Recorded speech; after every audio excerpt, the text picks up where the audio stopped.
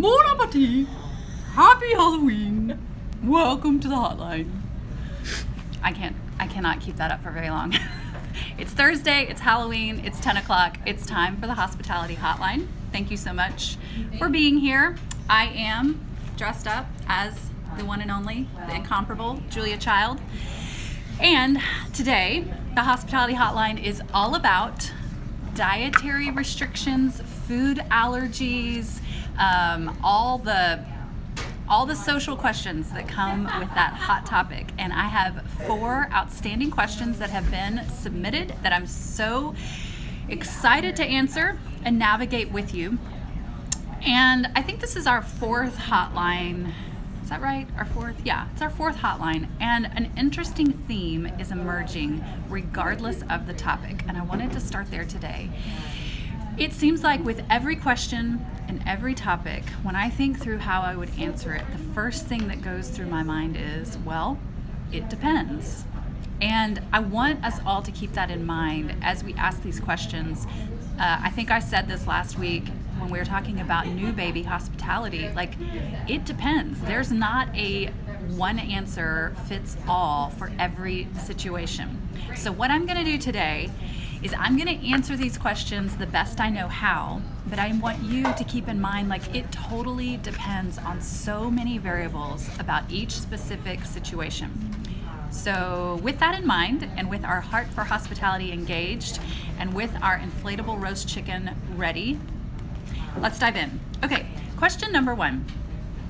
When I have people over for meals, it always seems to be bigger groups, 12 to 20 or so.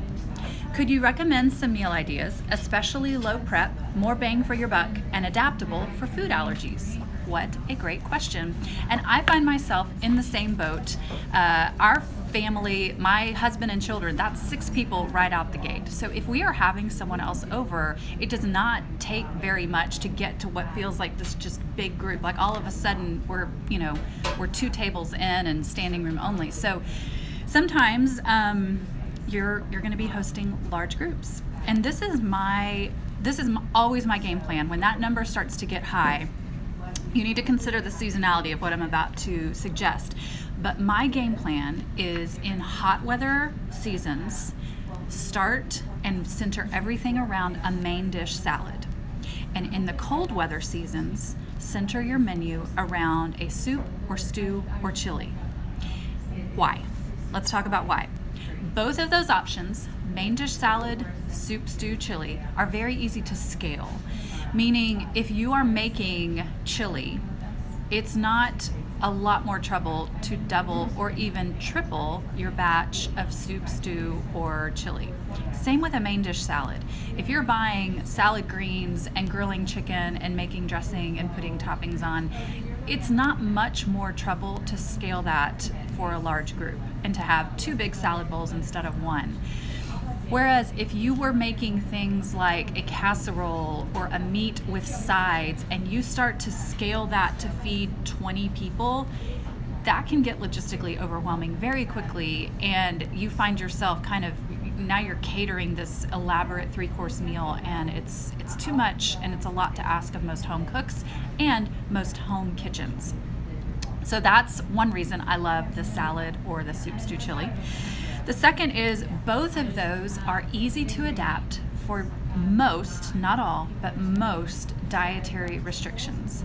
The most common dietary restrictions that we face today there are a large number of people that are gluten-free, and there are a large number of people who are trying to avoid dairy. I know there are other variations. I know there are, but those are like the 2 that I see and hear about the most: gluten-free, dairy-free. Well, a main dish salad can easily be gluten-free. A soup, stew, or chili, not all of them, but there's great options that are both gluten-free and dairy-free. So you're starting with something, you're anchoring your menu around something that for most people is going to be able for them to adapt. Same with vegetarian. Like, I love the main dish salad option for people who are vegetarian because they can simply skip the protein and eat everything else. Soup, stews, and chilies are a little trickier because most of the soup, stews, and chilies that I make do have meat in them, but there are ways around that too. So I love them for their adaptability. And then they're easy to prep ahead. They are easy to make the day before. They are easy to compile all the ingredients for your salad and stash them in your refrigerator. So when it's actually time to serve your guests or prepare for the party, you're assembling in the moment rather than cooking in the moment. You want to avoid cooking in the moment when you have large groups as much as possible. Real life example happening today. It is obviously Halloween. We are hosting, I think we're going to have 12 adults I count my children as adults because they eat, normal size portion, but like 12 adults and 3 small children over tonight for Halloween. I made my chili last night. It is in my refrigerator in the pot that I'm going to serve it in on the stove in a self-serve situation. And so tonight, when I'm scrambling to take pictures of my children in their costumes and getting, the music ready and making sure the drinks are ready and making sure we have napkins out and all the things that happen when you're hosting a large group and then being available to my guests, I'm going to pull that pot of chili out of the fridge, set it on the stove, turn the stove on, and walk away. I've assembled food, not cooked it in the last minute. I'm going to pour those Fritos into a big bowl. I'm going to bring out the bag of cheddar cheese, the container of sour cream, and dinner is served, but I did not cook a single thing. So main dish salads and soup, stews, and chilies both fall into that same category of easy to assemble at the last minute for large groups instead of cooking at the last minute. So keep that in mind. My favorite main dish salad to serve is a flank steak salad because it feels different. It feels substantial because of the flank steak. You can grill it, slice it up. There are a million. I have a favorite recipe. It's on Smitten Kitchen. I'll link to it in the blog notes for this episode of the Hotline. But that is my go-to. My second favorite would be to do a Cobb salad because a Cobb salad with Ina Garten's basil green goddess dressing is to die for. That happens to be something we also sell at Hurley House. Plug for the Cobb salad. Okay, number 2. When invited to a meal at someone else's home, is it rude or is it more convenient to bring your own food or sides if you follow a strict diet? Others are invited, so it's not just me. Such a good question, and I really want to start by saying I appreciate the heart of considering the situation and not imposing your needs onto someone else. As a guest in this situation, kudos to you for starting the game with the right heart. Your heart is not to impose on your host. I love that. That being said, let's talk about this. Following any sort of strict diet, even for wonderful reasons, even for reasons that are vital to your health and well-being, and I can appreciate the situation where someone is following a strict diet. It is a decision that you have made. You have chosen to do this, and that's an okay choice. It is your choice to make. That being said, I think your host, if they don't already know, would want to know that. I think your host, if they love you enough to have you over to a small gathering, we're not talking about a baby shower, we're not talking about a holiday meal, we're not talking about a family reunion, we're talking about someone has invited you over for dinner. And let's assume it's one couple has invited you and your partner, husband, over for dinner. So it's a small gathering. I would want to know that you are following a strict diet, and if I don't already know, like maybe you're a really good friend and I know, but to withhold that information from me because you want to save me any inconvenience, I have invited you over. I want to go to trouble for you to an extent, and I want to know what you can and cannot eat because I want to provide a pleasant evening with you. I want to be with you. And so particularly in small gatherings, the host or hostess might have more bandwidth to accommodate these needs than they would if they were in a really big setting. So I would encourage you, with the heart that you're already exhibiting, to have a conversation with the host and say, you may or may not know, I'm following a pretty strict diet for this reason, and I don't want to impose that on you, but I do want to let you know these are the things that I'm trying to avoid. Now the host has a choice. They can say, okay, great, I would love to take you up on your offer to bring your own plate of food. Or they can say, I'm so glad you told me. You know what? Would this dish work? I was gonna make lasagna, but instead, if I made a lentil soup, would that work for you? Because we want to be with you guys, and I'm happy. I have a great recipe for lentil soup. I think it's meeting all the requirements, and maybe you could bring a green salad. There's this conversation, this back and forth, this considering the context, the situation, and sometimes just showing up with your own food without having communicated with the host assumes the worst of the host. Like, I would have loved to wrap my menu around your needs. You didn't even give me the chance to do that. But also sometimes the host might say, I really don't feel comfortable trying to navigate that strict of a menu. It really would help me out if you could bring something to eat, and that's okay too. That really is. So, food allergies are never an opportunity to make yourself the center of attention. And I think that might be the distinguishing characteristic between, as a host, I have friends that have very severe food allergies, and the ones that I feel motivated and inspired to try and accommodate are the ones who don't wear it like a badge and impose it on me at every turn and make it the center of every conversation and every interaction. There's something to be learned if you are the person that has a pretty severe food allergy or food choice. There's something to be learned about navigating that with grace that will serve you better long term than making it part of your identity or wearing it like a victim badge or something like that. Like, these are the tough parts of food allergies and strict diet choices. So if I were inviting you over, I would want to know, and then I would do my best. And if my best wasn't good enough, if I made some suggestions and it still wasn't hitting, I might say, I'm doing the best I can. Maybe you should bring something. Is there something that I could serve that maybe would enhance it? And again, this is a conversation. We've got to talk. You've got to communicate with those people that are involved in the situation. Most people I know are going to do their best to make allowances for you in their menu, but everyone does have a limit, and recognizing that on the front end might be helpful. All right, question number 3. I feel like we're doing great. How do you work around very large family gatherings, 40 to 50 people, which is a very large family gathering, when 2 kids have some pretty restrictive food allergies, dairy, gluten, soy? Do I just suck it up and bring all my own food for them? So what I'm understanding about this question is that we are not talking about a small, intimate gathering. We are talking about 40 to 50 people. I want you to picture 40 or 50 people.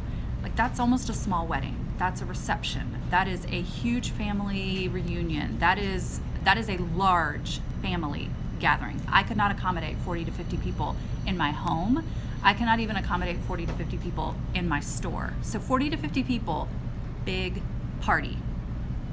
Hear me say, that's the context. Big party. I'm going to exercise some tough love and say, yes, you need to bring your own food for your 2 children in the context of a large family gathering for 40 to 50 people. And here's why. Whoever is coordinating the logistics and hosting this event has enough on their plate. Dealing with 40 to 50 people, some people would hire an event coordinator to manage an event for 40 to 50 people. So if you have 2 children with such a narrow dietary restriction where they cannot have, dairy, gluten, or soy. Soy is tricky too. Like, I don't have anyone in my life with that allergy, but I know that it hides everywhere. So dairy, gluten, and soy, that's tricky. And I'm going to say that the best gift you can bring to the table in that gathering is for you to bring things that you know your children can eat. Give everyone the gift of just managing that and maybe not even mentioning it. Nobody needs to know or feel bad that whatever plans they've made aren't going to accommodate the 2 small children that have this very restrictive diet. I would also encourage you as the mother, I'm assuming it's the mother of these children, to use opportunities like this one as a teachable moment for your children who have severe food allergies. Because here's the deal. You are raising a future adult. You are not raising a future child. You are raising a future adult who, I'm assuming, is going to walk through life with a pretty hard food restriction on them. This is not an easy road. And as such, as their parent, you need to look for opportunities to help them learn how to navigate well with a grateful, gracious heart these situations that are not centered around them and their food allergy.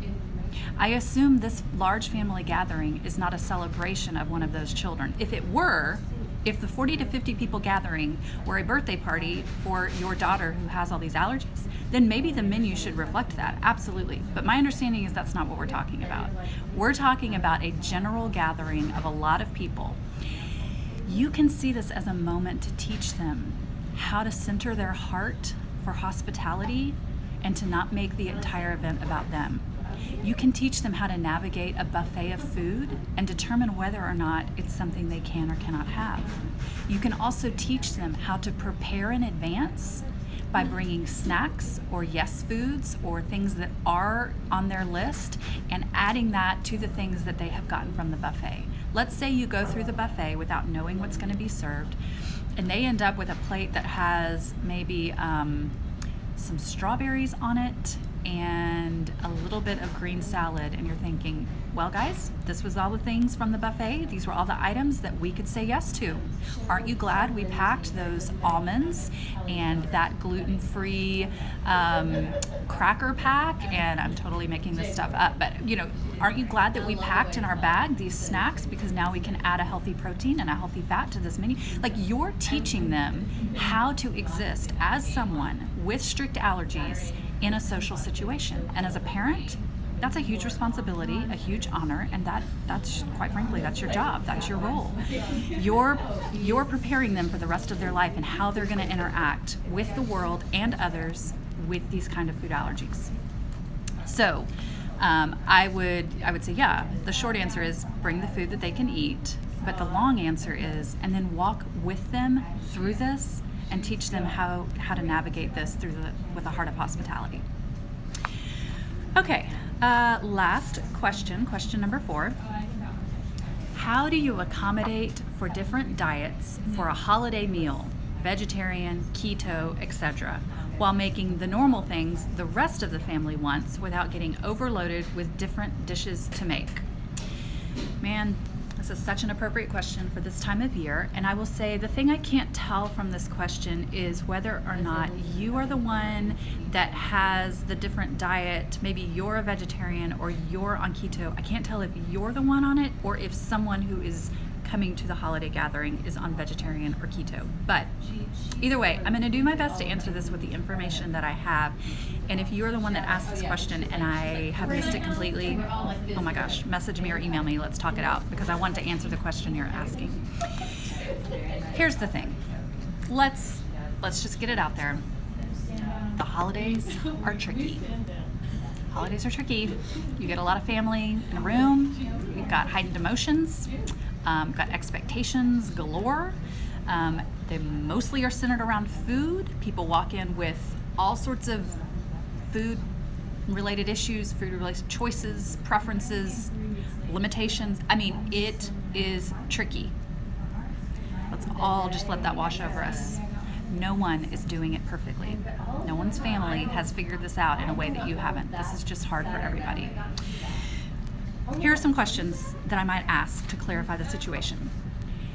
Are there a majority of people in this large family unit who follow a particular dietary way? For example, do you come from a family of vegetarians where, 12 out of the 14 people are practicing vegetarians? Okay, that might navigate some of the choices we make. Or do you come from a family of 25 people and there's one person who's a vegetarian? That's different. It just is, because you have more people versus less people that might be in this camp. Same with keto.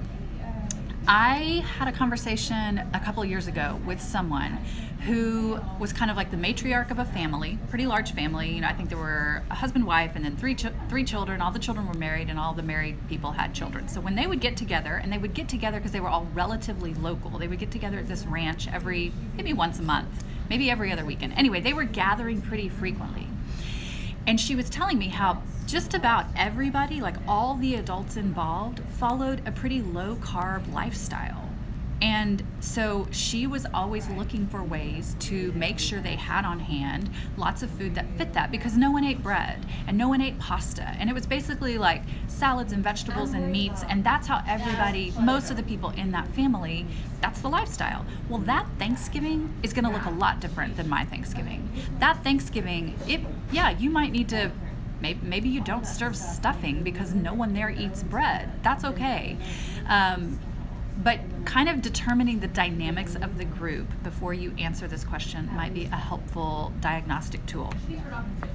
The second thing to remember, if you are hosting a holiday meal gathering, you are not a short order cook. You're not. You are not a registered dietitian who is ready to accommodate every meal requirement like a resort. These people are not there to make demands of you and then you are entitled to fill them no matter what. You are hosting a holiday meal. You're doing the best you can. And there's a point where the sheer volume of food, and in my head I'm thinking about Thanksgiving, like all the sides and all the things that we expect at the Thanksgiving table traditionally. There's a point, like you have a limit. There's only so many pans you can put in your oven. There's so many hours in the day. Your refrigerator has a limited number of, shelves where you can store things. Like, take a breath and remind yourself you're not a short order cook. You do not need to make variations of every side dish to make sure every offshoot has everything they need to have their ideal Thanksgiving menu. That's not your job. It's not. And freeing yourself of that expectation might feel really good. The good news is, at most holiday gatherings, there is enough food, kind of like we were talking about with question number 1. There is usually enough food that just about everyone can find something to accommodate them. Turkey is gluten-free. Gravy is not. So for the gluten-free person, they're going to have turkey. They're not going to have gravy. But you don't need to figure out necessarily, you don't need to figure out how to make gluten-free gravy. You just don't. They can skip the gravy. When in doubt, throw out the biggest green salad you can imagine. Put the dressing on the side. Better yet, maybe task that out to someone else. Always have fresh fruit as an option. Always put out a bowl of fruit, because worst case, someone can grab, a bowl of berries and apples and make it part of their meal. But I would say, look at what you're serving. And most of the time, there are options for people. I would politely inform the family members who maybe are the most extreme in their requests, or perhaps the worst offenders of kind of making holiday meals all about their food allergies. I would inform them with plenty of lead time, maybe 2 weeks before the event. Hey Sharon, here's what I'm planning on serving at Thanksgiving. Turkey, cornbread dressing, gravy, mashed potatoes, sweet potatoes, green beans, Brussels sprouts, a green salad, and pie. I know that you follow a really strict diet, Sharon. If there's anything that you would like to bring, I'm happy for you to do that. I do need you to know I'm using all of my oven space right before the meal, so it either needs to be something that's heated before you arrive or something that can be served at room temperature. And here's the thing, you've communicated clearly. Now, how Sharon reacts to that is not on you. Sharon's gonna do one of two things. Sharon is gonna say, oh, you know what? I can eat this and this and this and I'll skip that. Or Sharon's gonna say, yeah, I am. I'm gonna bring my keto sausage balls and have them with a green salad. And so win-win, like either Sharon decides that she's gonna eat something that you've made, or Sharon decides to bring something that she can eat. And either way, you have led the charge by communicating kindly, firmly. You've been very clear. You've outlined the parameters with which you can operate. You've invited her in, but you have let her know, like, here are the restrictions. I'm cooking 4 side dishes at once in my oven. I don't have a lot of extra oven space, but if there's something you want to bring it. Sharon can be difficult, but it's okay. I think another element of this whole equation with food allergies has to do with who is hosting and who and what they know how to do. I don't have personally any food allergies or aversions. 95% of my lifestyle, I follow a particular way of eating, but I don't I don't bring that into holiday meals. I don't bring that into special occasions. My children don't have any food allergies. Our family is an allergy-free. We don't have any. So I don't practice cooking gluten-free things or dairy-free things or variations on things because it's not part of my world. It's not something that I have needed to learn how to do, so I haven't. But that being said, I have things that I cook, and I kind of keep a running list in my head of, oh my gosh, this dessert is really good and it happens to be gluten-free, or oh my gosh, this soup is dairy-free and it's vegetarian. Notes. Like I could give you a short list of everything that might fit these really particular categories, so that when we have people over that do have dietary restrictions, I can pull these out and make them, and I like them and I know how to make them. That might be different if food allergies were a part of my everyday life. If I had a child who was celiac, if I had a high dairy intolerance, then I would have this trove of resources or methods or recipes or something that can accommodate that, but I don't. And so if you were coming to my house and had, a really tough combination of food allergies, I would do my best, but it's not part of my regular world. So if you are celiac and you're coming to my house, you might get ice cream for dessert because I don't know how to make a gluten-free cake. I don't know how to make gluten-free cookies or brownies. It's not something I've done. And that's okay. I'm going to make sure you have something delicious and sweet at the end of the meal. But I don't feel like I need to reorient the way I cook to accommodate a food allergy that's not part of my normal life.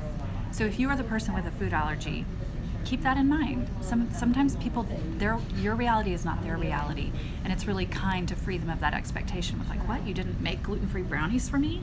Like, I did not. I do not know how to make gluten-free brownies, and that's not something I'm really interested in learning, and that's okay, but I can still serve you dessert. There is this seesaw. I don't know if you're like feeling it too, but there's this seesaw back and forth of, as the person with the allergy and the person who's hosting someone with an allergy, like, is everybody involved operating from this heart of wanting to anticipate needs and serve others while operating within your limits? If everybody would do that, these situations would be a whole lot easier to navigate, both as the person with the allergy and the person accommodating someone with an allergy. Both parties have limits. Both parties need to communicate kindly. Both parties need to understand it's not always all about you. It's just this tricky combination of factors. And when you throw it in at the holidays, it just amps everything up because the holidays, as we mentioned, are a mess. Okay, so next week, we're going to talk about dinner parties. I'm so excited for this topic. If you have a question about dinner parties, I want to hear it. I love throwing a good dinner party, and I love all the things that it brings to the surface and the skill set that you need. It's kind of about serving dinner, but it's always about more than that. So I'm sure you have questions about that, and I would love to answer them. And then if you have questions not related to dinner parties, send them my way too. We are constantly looking for themes to kind of build these sessions around, and it's been so fun to see what you've asked. If you've asked me a question and we haven't gotten to it yet, know that we have received it. And if you need an immediate answer, maybe tell me, I need to know this right now, in case you just want a quick answer. I'd be happy to email it back to you. But we've got some really great topics coming down the pipeline for you. Thanks for spending a little bit of your time with me today. I hope you have a great Halloween. Bon appetit.